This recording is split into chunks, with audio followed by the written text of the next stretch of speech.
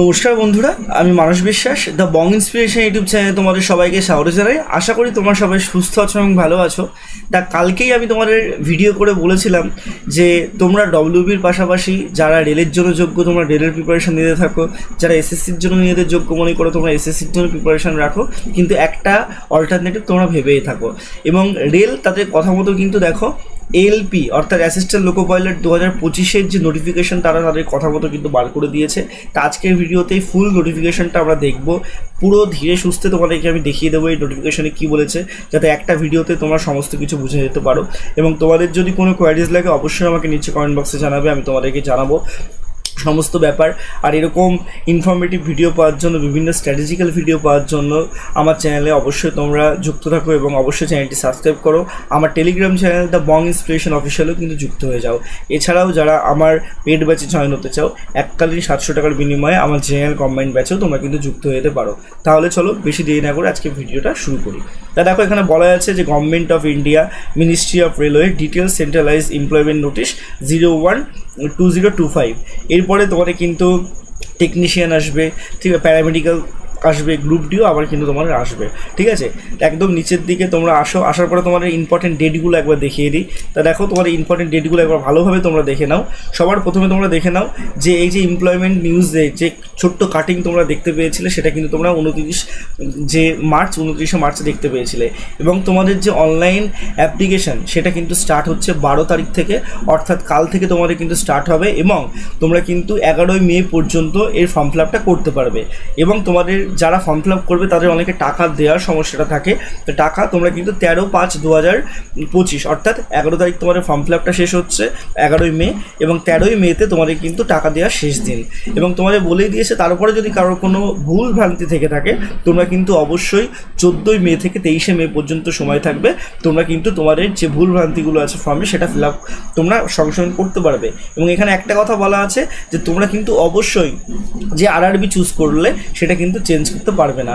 অতএব অনেকে আছো যারা নতুন ফর্ম ফিল আপ করবে, তোমরা অনেকে আছো অ্যানালিসিস দেখে ইউটিউবে বা অন্যান্য অনেকের কাছে শুনে গুয়াহাটিতে ফর্ম ফিল আপ করে দিলে, তারপর তোমাদের মনে হলো যে তোমরা প্রিপারেশনটা ভালো, তোমরা নিজে আরও ভালোভাবে ক্যাপেবল, তোমরা মনে হলো যে না এবার আমার তো আরআরবি ইস্টার্নে করা উচিত ছিল, ইস্টার্নে করলে ভালো হতো, বাড়িতে চাকরি করতাম, এরকম কিন্তু করতে পারবে না।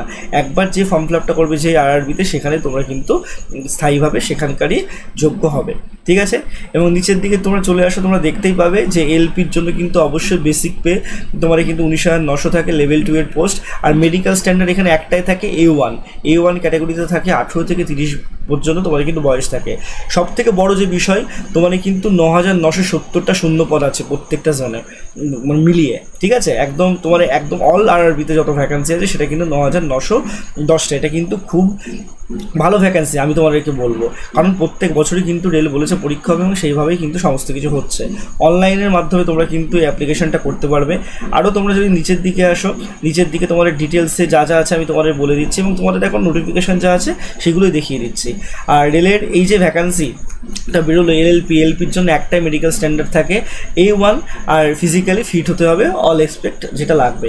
এখানে দেখো বলেই দিয়েছে যে ডিস্টেন্স ভিশন যাদের 6x6 without glass with fogging test তারা কিন্তু অবশ্যই তোমরা কিন্তু এলিজেবল হবে। এবং তোমাদের যাদের এখানে বলে দিয়েছে যে +2D যাদের 2 ডায়োপ্টারের উপরে থাকবে তারা কিন্তু অ্যাকসেপ্টেড হবে না। নিয়ার ভিশন তোমাদের কিন্তু থাকতে হবে 0.6 এবং 0.6 উইদাউট গ্লাস, অর্থাৎ চশমা থাকলে তোমাদের সেখানে এলিজেবলই না তোমরা। এবং অবশ্যই তার সাথে সাথে তোমাদের কালার ভিশন পাস করতে হবে, বাইনাকুলার ভিশন পাস করতে হবে, ফিল্ড অফ ভিশন পাস করতে হবে, নাইট ভিশন পাস করতে হবে, মেসোফিক ভিশনও কিন্তু পাস করতে হবে। অর্থাৎ এই মেডিকেল স্ট্যান্ডার্ডের সব থেকে বড় একটা মেডিকেল স্ট্যান্ডার্ড, এবং এটা তোমাদের পাস করতে হবে, তবে তোমরা কিন্তু রেলে এলিজিবল হবে পুরোপুরি এএলপির জন্য। এবং তোমরা কিন্তু রেসপেক্টেড আরআরবির অফিসিয়াল ওয়েবসাইটে তোমরা কিন্তু অবশ্যই আবেদনটা করতে পারবে।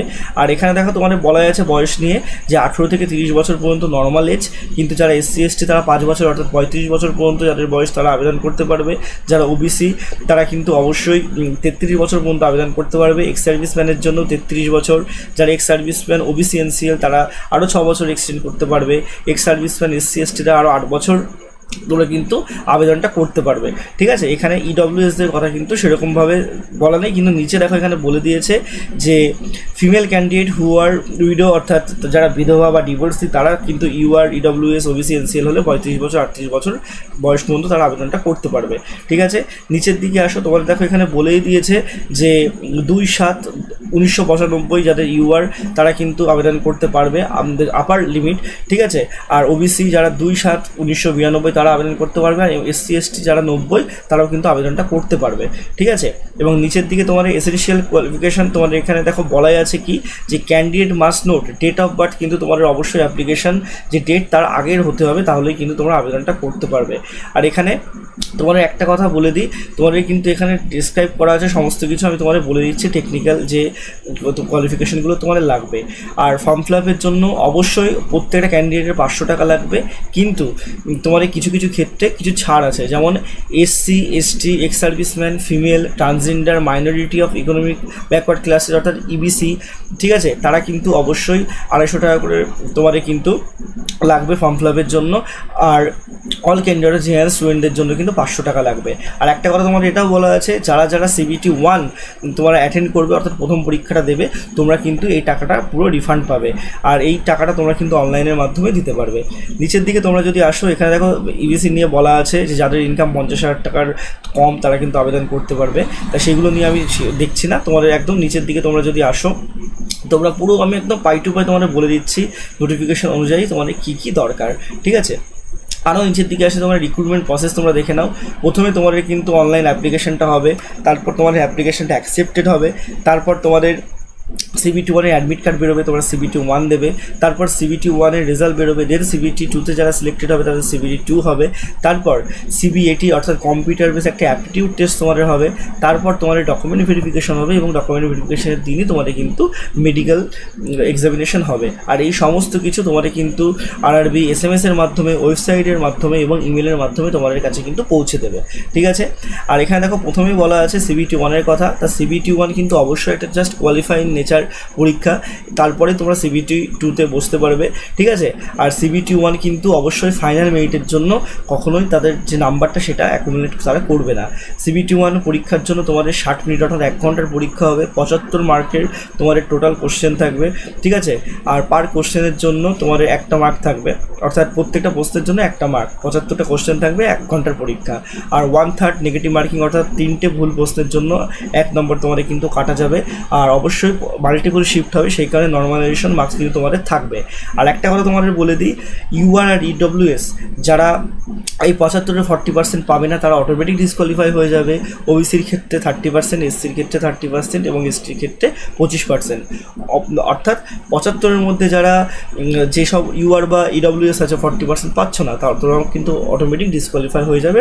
রেসপেক্টেড ক্যাটাগরিতে সেম যে প্রসেস সেটা কিন্তু মেনে চলবে, এবং তোমরা CBT 1 কোয়ালিফাই করলে তবে CBT 2-এর জন্য কোয়ালিফাই হবে। এখানে কিন্তু তোমার ডিটেলসে বলা আছে কী কী। আর 4টে তোমার কিন্তু সেকশন থাকবে, ম্যাথামেটিক্স থাকবে, তারপরে মেন্টাল অ্যাবিলিটি একটা রিজনিং থাকবে, দেন তোমাদের জেনারেল সায়েন্স থাকবে এবং জেনারেল অ্যাওয়ারনেস থাকবে। দেন দেখো এখানে CBT 2 হবে, আর CBT 2 অবশ্যই তোমাদের কিন্তু ফাইনাল মেরিটের জন্য ভীষণভাবে অ্যাপ্লিকেবল একটা বিষয়। ঠিক আছে, CBT 2 কিন্তু পার্ট 1 পার্ট 2তে হবে, দুটো তোমাদের পার্ট 1-এর পরীক্ষা হবে 90 মিনিটের 100টা প্রশ্ন থাকবে, পার্ট 2 এর পরীক্ষা হবে তোমাদের কিন্তু 60 মিনিটের 75টা প্রশ্ন থাকবে, টোটাল তোমাদের 2.5 ঘন্টার পরীক্ষা হবে, 175টা তোমাদের কিন্তু টোটাল প্রশ্ন থাকবে। ঠিক আছে, আর এখানে কিন্তু অবশ্যই সে 1/3 নেগেটিভ মার্কিং থাকবে। পার্ট 1-এর ক্ষেত্রে তোমাদের মিনিমাম পার্সেন্টেজ কোয়ালিফিকেশান একদম তোমাদের দেওয়া আছে। আর এখানে দেখো বলে দিয়েছে যে only the marks score in part 1 shall be counted for shortlisted candidate further stage. অর্থাৎ তোমাদের এখানে বলে দিয়েছে যে CBT 2 এর যে পার্ট 1 অর্থাৎ তোমাদের যে 100টা প্রশ্ন থাকবে, এটার উপর ভিত্তি করে যে যত নাম্বার পাবে সেটা কিন্তু ফাইনাল কাউন্টে তোমাদের যাবে। ঠিক আছে, এখানে কিন্তু বলে দিয়েছে। আর এখানে তোমাদের কী কী থাকবে, এখানে সিলেবাসের একটু চেঞ্জ আছে। পার্ট 1-এ যেমন ম্যাথমেটিক্স, জেনারেল ইন্টেলিজেন্স অর্থাৎ রিজনিং এবং বেসিক ইঞ্জিনিয়ারিং অ্যান্ড সায়েন্স থাকবে। পার্ট 1 এটাই তোমাদের কিন্তু ভাগ্য নির্ধারণ করবে বা তোমাদের ফাইনাল মেরিটে যাবে। এবং পার্ট 2-তে তোমাদের কিন্তু অবশ্যই DET অর্থাৎ ডিরেক্টর জেনারেল ট্রেনিং কিন্তু হবে। এখানে তোমাদের একটা কোয়ালিফাই পার্সেন্টেজ 35% পেলে সবাই কিন্তু পাস করে যাবে, ঠিক আছে। এবং পার্ট বিতে তোমার এখানে কোয়ালিফাই টেস্টে কী কী ট্রেড টেস্ট হবে সেগুলো তোমাদের কিন্তু এখানে বলা আছে। তারপর তোমাদের একটা কম্পিউটার অ্যাপটিটিউড টেস্ট হবে, সেখানে তোমাদের ভিশন সার্টিফিকেট দেওয়া হবে, ভিশন টেস্ট হবে, ঠিক আছে, সমস্ত কিছু টেস্ট হবে।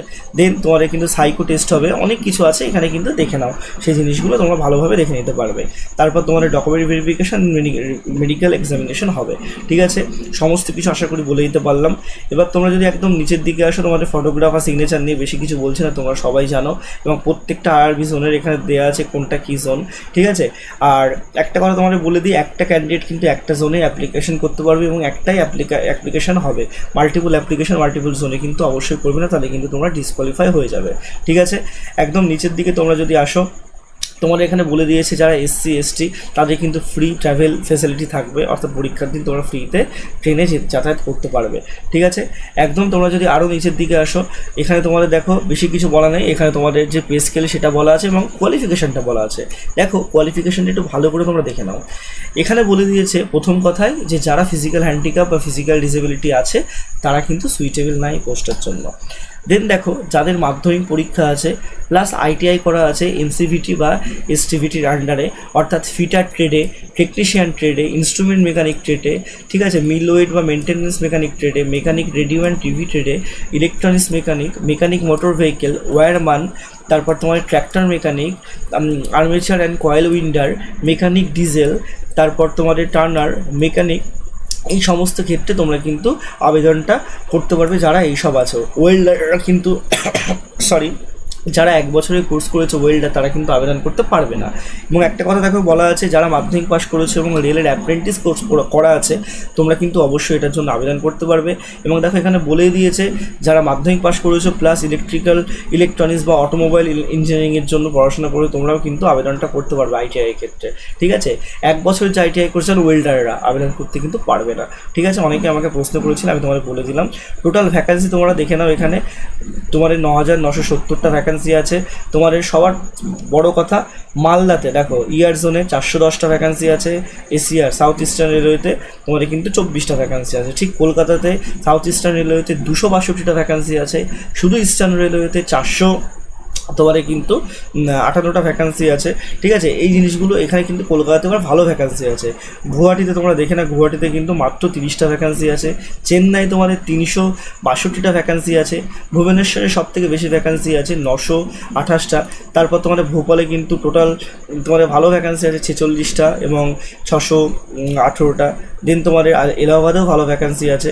তা তোমরা এই ভ্যাকান্সিগুলো কিন্তু ভালো করে দেখে নেবে। সবথেকে বেশি কিন্তু তোমাদের ভুবনেশ্বরে ভ্যাকান্সিটা আছে 928টা, ঠিক আছে। তোমরা কিন্তু এটা দেখে নেবে এবং অবশ্যই জানো অ্যাপ্লিকেশনের আগে বা নোটিফিকেশন বেরোনোর আগে যারা SC ST যাতে সেন্ট্রালাইজ ফরম্যাটে এই ফরম্যাটগুলো লাগবে, OBCদের জন্য লাগবে, তা তোমরা কিন্তু আবেদন করে নিতে পারবে। আশা করি তোমাদের সমস্ত কিছু বোঝাতে পারলাম। আমি আমার এই PDFটা আমার যে টেলিগ্রাম চ্যানেল সেই টেলিগ্রাম চ্যানেলে তোমাদের দিয়ে দিচ্ছি এবং তোমাদের যদি কোনো কোয়ারিজ লাগে অবশ্যই নিচে আমাকে কমেন্ট বক্সে জানাবে। সবাই সুস্থ থেকো, ভালো থেকো, ধন্যবাদ।